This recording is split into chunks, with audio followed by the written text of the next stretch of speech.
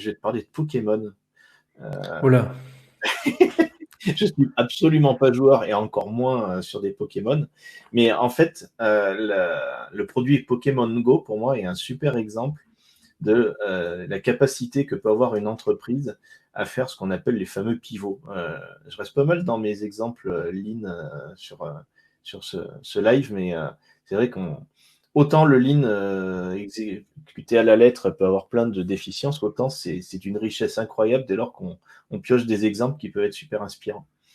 En fait, Pokémon Go, donc c'est le jeu où c'est un petit peu passé de mode, mais je crois qu'il y en a encore plein qui l'utilisent, surtout en été, où donc on a des gars qui se baladent avec leur téléphone dans les rues et ils partent à la chasse aux Pokémon. Donc le principe, c'est qu'il y ait des zones géographiques réelles hein, qui sont géolocalisées, qui sont dans le monde entier, où on peut avoir, et là je vais vite montrer mes déficiences par rapport à ce jeu-là, des espèces d'arènes, des endroits où on peut chasser des Pokémon et gagner des points de vie, etc. Enfin, c'est un jeu, mais qui avait un intérêt, qui a fait son énorme succès, c'est que au lieu de laisser les gamins, et puis les plus vieux d'ailleurs, parce que ça atteint toutes les générations, enfermés chez eux, ça les obligeait à aller dehors et à marcher jusqu'à épuisement pour arriver à trouver toutes ces fameuses zones géographiques où étaient les Pokémon. Alors pourquoi je vous parle de ça? C'est certainement pas par amour des Pokémon, mais c'est parce que la boîte qui a créé ça s'appelle Niantic. En fait, eux, leur kiff, c'était pas du tout de faire un truc avec les Pokémon. Ils ont fait un premier jeu qui s'appelait Ingress, qui existe toujours, mais qui survit plus qu'autre chose, et qui prenait, c'est le même principe, mais sur ce qu'on appellerait du hardcore gaming, des jeux plus complexes à appréhender que Pokémon Go. Et ils se sont retrouvés donc à créer une technologie et une infrastructure et une base de données assez incroyable pour avoir ce principe de combat dans des arènes, dans des lieux géographiques réels. Et Ingress a été je sais pas si on peut dire semi-succès ou semi-échec, mais c'est resté un produit de niche. Et puis finalement, c'était annoncé dès le départ que ça allait être comme ça, parce que c'était pas un jeu qui était très sexy, qui était très facile d'accès. Ça s'adressait plutôt à des joueurs un peu accros et qui souhaitaient s'investir là-dedans. Et en fait, ils se sont assez rapidement rendus compte qu'ils avaient créé une technologie de fou sur un concept innovant, qu'ils avaient une base d'utilisateurs qui s'étaient approprié le jeu jusqu'à créer des zones dans tous les sens de manière incroyable. Donc, ils avaient la techno, ils avaient une base de données mondiale d'arènes où on pouvait jouer, et un truc qui était en sous-régime. Et en fait, ils ont fait un pivot qui est assez incroyable, c'est qu'ils ont décidé de simplifier le concept, de le vendre à une licence, en l'occurrence Pokémon, qui appartient à Nintendo, si je me souviens bien, pour en faire un produit grand public, mais qui, un, reprenait leur techno, donc ils avaient des très limités, et deux, reprenaient leur base de données d'Arena et de trucs comme ça pour pouvoir justement avoir d'emblée un jeu qui était déjà très mature et complet. Et donc, ils ont lancé Pokémon Go, qui était là, donc, encore une fois, la même chose, en plus simple, mais à destination d'un grand public. Tout le monde connaît les Pokémon, au moins de nom et de loup. Et ça a été un carton incroyable.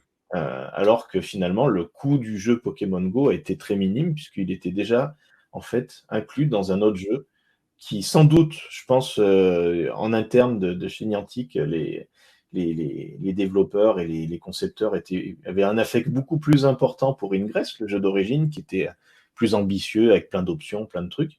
Mais ils ont su avoir la présence d'esprit de prendre leur recul et de garder l'essentiel de leur boulot pour en faire quelque chose qui devienne un hit et pas non simplement un succès d'estime. Donc, je pense, un très bon exemple de ce qu'on peut faire comme pivot à la fois impressionnant et bigrement efficace.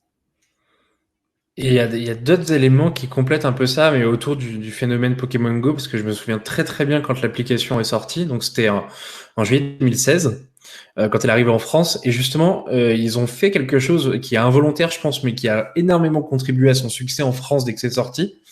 C'est que le jeu n'est pas sorti en France au début, je crois de mémoire qu'il était sorti aux US et en Australie, si je dis pas de bêtises. Mais par contre, les premières applications, enfin, c'est arrivé en France, l'information est arrivée en France assez rapidement. Et donc, le jeu n'était pas accessible sur les stores, que ce soit Android ou que ce soit Apple.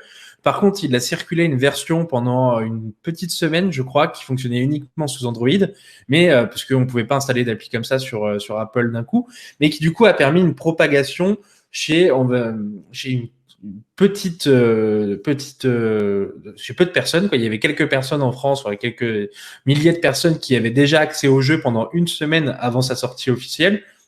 Ce qui a permis déjà d'avoir une communauté qui est de fédérer, comment dire, de pionniers, on va dire, d'utilisateurs en France de l'application. Donc au niveau referral, c'était énorme comme opération.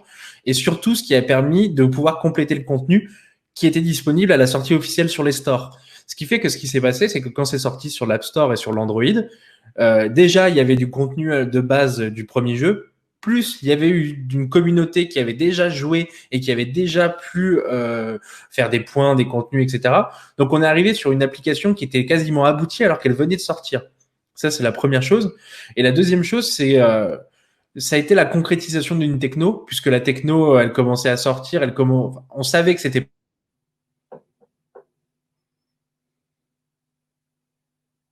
un effet waouh, qui était intéressante, mais par contre, personne ne savait quoi en faire.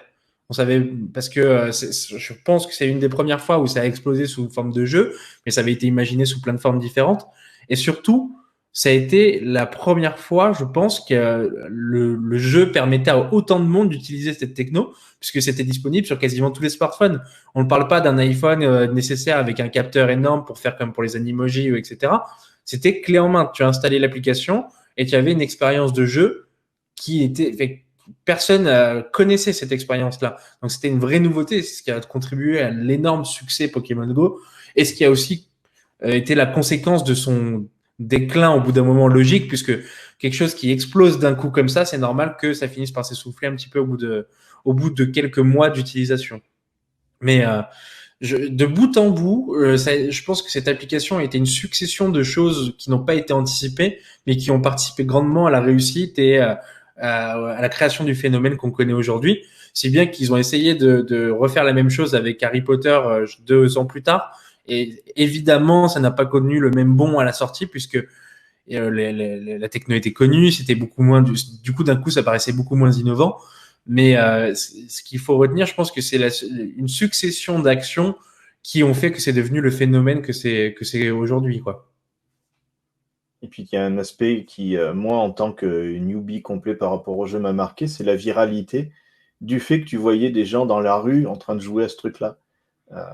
Quand c'était un pic de mode, tu avais des cohortes entières de jeunes et de moins jeunes qui se baladaient avec leur téléphone et leur chargeur de téléphone, parce qu'ils tombaient en panne de batterie à force de tourner en rond dehors.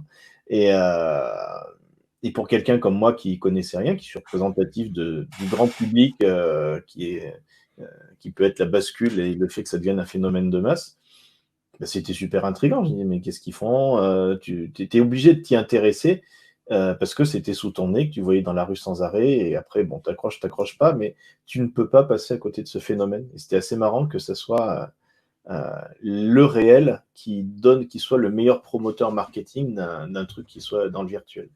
Et en plus, du coup, ils ont déjà le timing qui était parfait puisque le jeu sort tout début juillet. Donc ça, incroyable. Et surtout, du coup, grâce à ça, ils avaient gagné le capital sympathie des gens. C'est Pokémon Go, c'est l'application qui arrive à faire sortir les jeunes qui s'enferment dans leur chambre dehors dans les parcs. Exactement. Et en fait, tout est success story, mais on se rend compte que c'est chaque détail assemblé, encore une fois, et que si tu en enlèves un ou deux, ben, le phénomène ne peut ne pas exister, quoi.